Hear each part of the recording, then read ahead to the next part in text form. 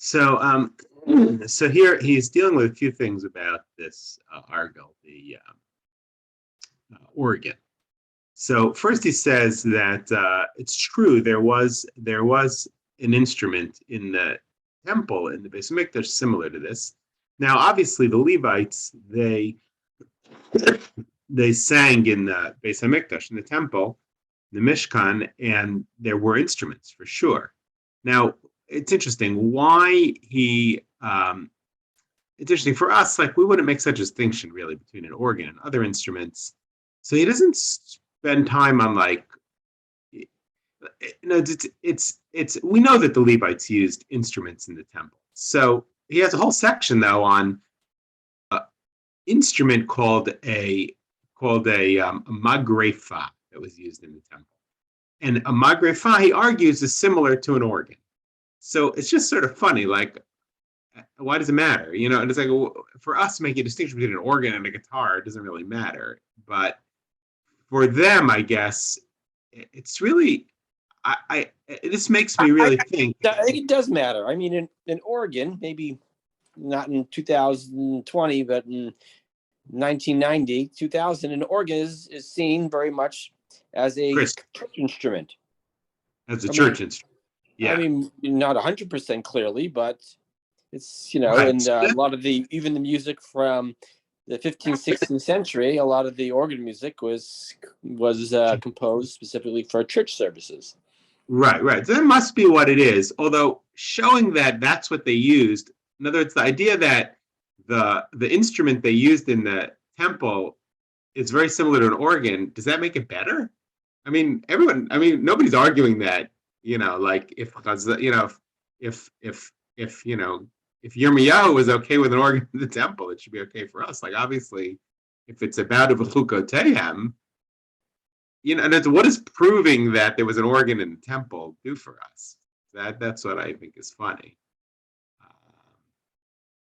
But it seems like, I'll show it to you. It's unless there's this possibility that maybe some people are arguing, how can you say it's a Christian thing? We had it in the tabernacle, maybe there was an argument. So we don't know what it was. We call it an argument, but we don't know what it looked like. So in theory, that's true. And he spends a paragraph here trying to argue that they look similar. I'll show you. So he says, it's written in Arachin, which is a Gemara. So, Mark, I was just saying that he spends a paragraph here talking about an instrument in the tabernacle that he argues was similar to an organ. He's trying to figure out if it's similar to an organ or not.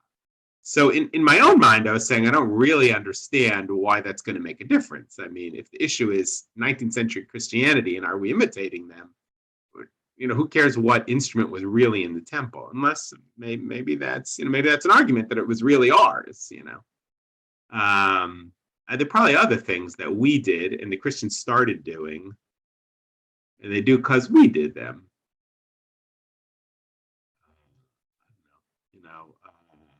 Maybe bread and wine, right? There was bread and wine, at the Seder, or bread and wine in the temple. And that's probably why Christians do it, but we still do it. It doesn't. Nobody would argue that challah and wine is too much like the Eucharist, and we shouldn't do that. Now, obviously, a lot has to do with intent, right? The intent of the reformers is to imitate. I think it was, in a sense, to imitate. Obviously, that's really. So he says that in the Gemara, Rabbi Masna said in the name of Shmuel, Magrefa, that's the name of this instrument, was in the temple, and it had 10 holes, and each hole you can make 10 different sounds. It's 100 sounds altogether. And it was an amma, it was a cubit, and it was basically a square cubit. I have no idea how it worked. It seems to be some kind of organ type thing. Obviously, there's air going through it.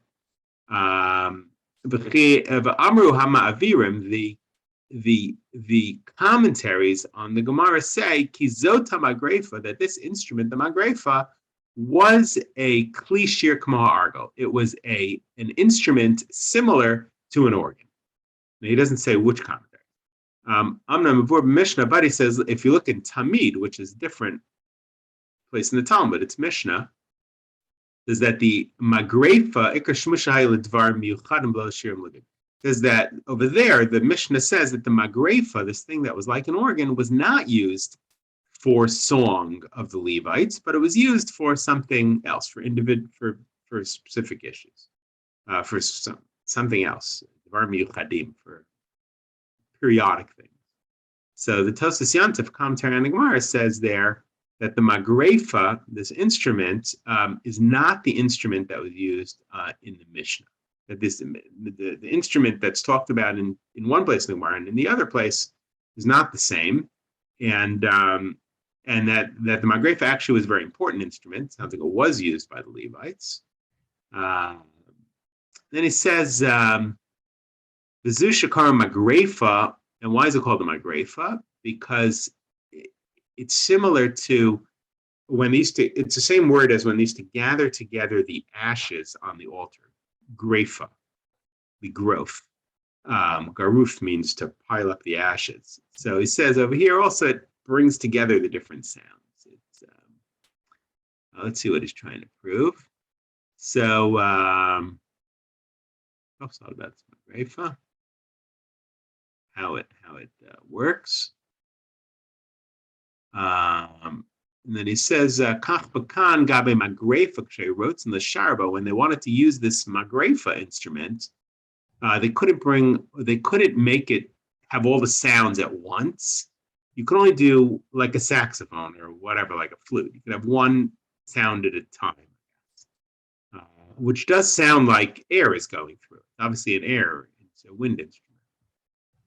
Says like shemenagnin bekinorot, like we use the harp. Now, harp obviously is a string instrument, but I guess you pluck one string at a time. Maybe I don't know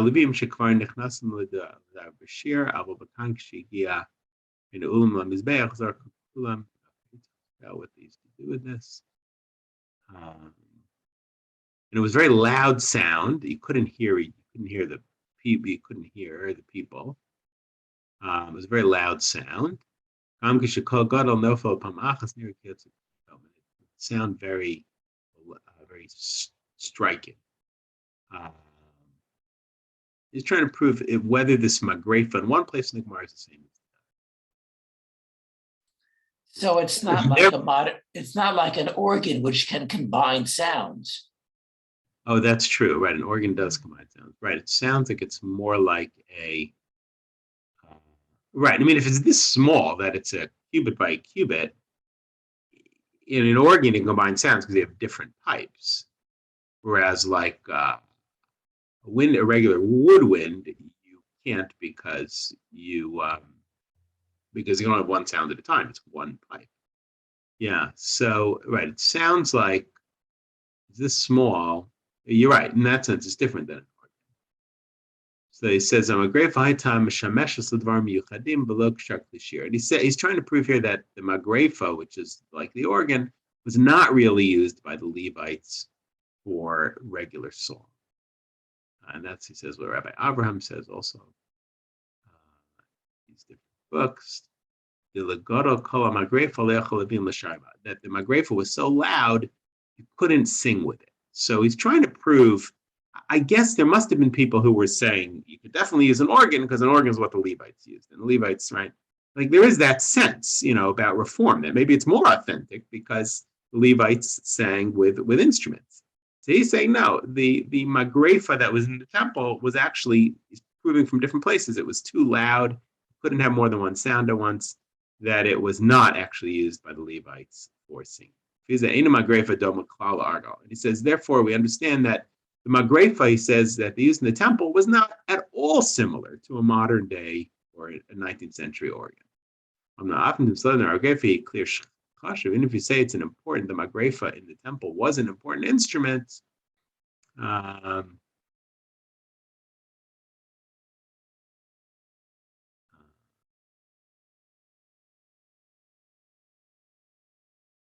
and he says the idea that some people think there actually was an organ in the temple, that's in high doubt. Yafa higher Tamuda, he says quotes different authorities about what this instrument was. It's possibly another instrument, a drulus, that did sound. It was quieter and it could mix sounds together. Then he says, no, there really wasn't that in the temple. Let's prove that. Kvar Yafar Binyamin Mosifa Hadrulus Va'adrav Va'ardvulus. These two instruments, which are Greek words, drulus and ardvulus. He says here the hydraulis. Then he has the Yiddish word here. There was this other thing, the hydraulis. And he says that actually even that, some argue it was in the temple. He says really it wasn't. He proves that. And he says if you talk to well-known scholars of song in our time, may Artaldi,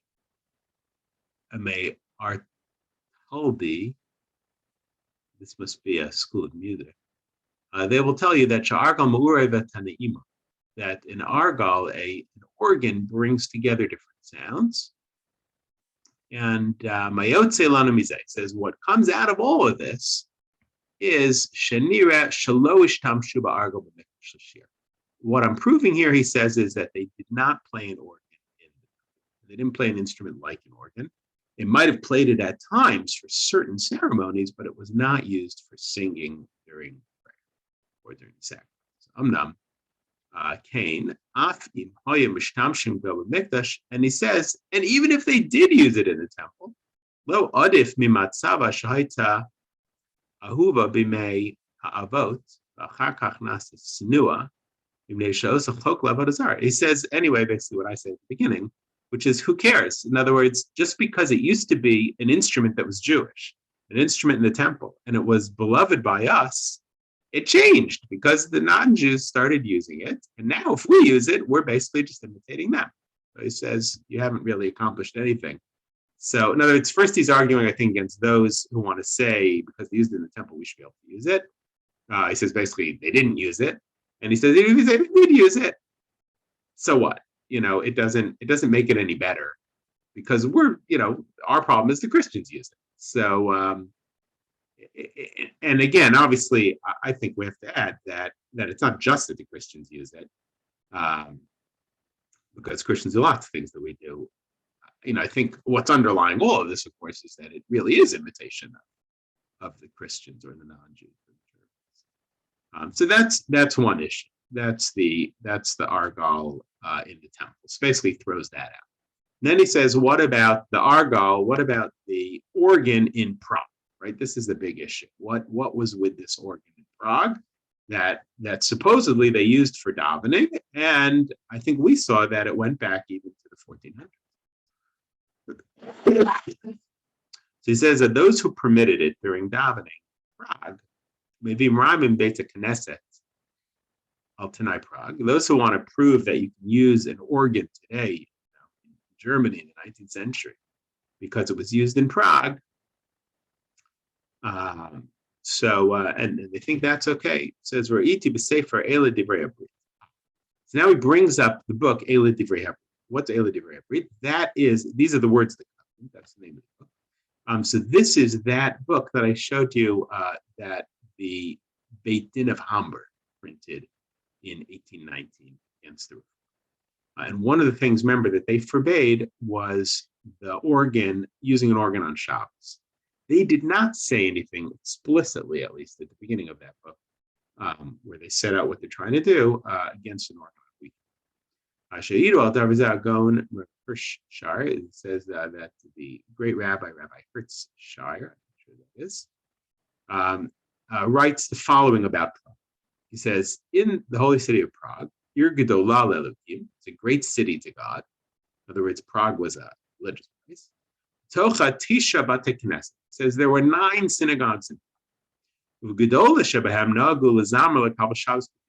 in the largest synagogue in Prague, the custom was to say Kabbalat Shabbat with instruments. Sam Sofer Zal Avotenu Sifrulanu Shebi Mekedem Haya Ugav the Prague, the Beis Knesset, Al Tanai. And the Chassam Sofer, of course, he was very opposed to these things, wrote that at the beginning there was a organ in Prague in the shul, but it was on a condition. And I'm not sure what the condition he's referring to was. I assume it's a condition that it wouldn't be played on Shabbos. I'll have to look that up in Elid. Gam anu mikubalim shepasku niginatam bePrague terem amram mizmar shilim Shabbat. Now we know that even when they used it for Kabbalat Shabbat, they stopped right after L'chadot. It makes me very happy because I have seen this before. But when I was in St. Louis, I used to use instruments for Kabbalat Shabbat periodically. I always stopped right before Mizmar Shilim Shabbat. Because there are those that say that that's a way of taking Shabbat. So yes, we were doing it like that. I mean, it's obvious. And we know that in Prague it was done with Gam Shanu Meha Nigun Hamiyuchad, and it was with the unique tune that they used in Prague. Lo Asuka. He says, but only one shul in Prague did this. No other shul. And when the organ broke in the great synagogue in Prague, they stopped using it and they didn't fix it. I'm not sure what to do. Harav the Hamburg Kosovli Shilohaya Argo Betzkneses Altana Obezedechem Mais. The rabbi of Hamburg wrote to me that there was no organ in the shul in Altona. Altona was a very famous city of Jews, but there was one in Meisel. So Meisel, addition, I guess, probably that's part of it. Hine Harali Abayz Habir Meshulam Habaki B'Sifra Ivrit Yaakov Vanager Siddur Acher Yeshna.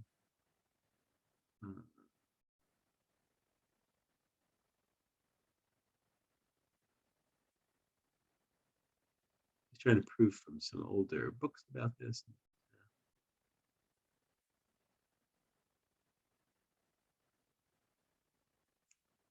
Okay, so we'll do some more on this. All right, so let's see.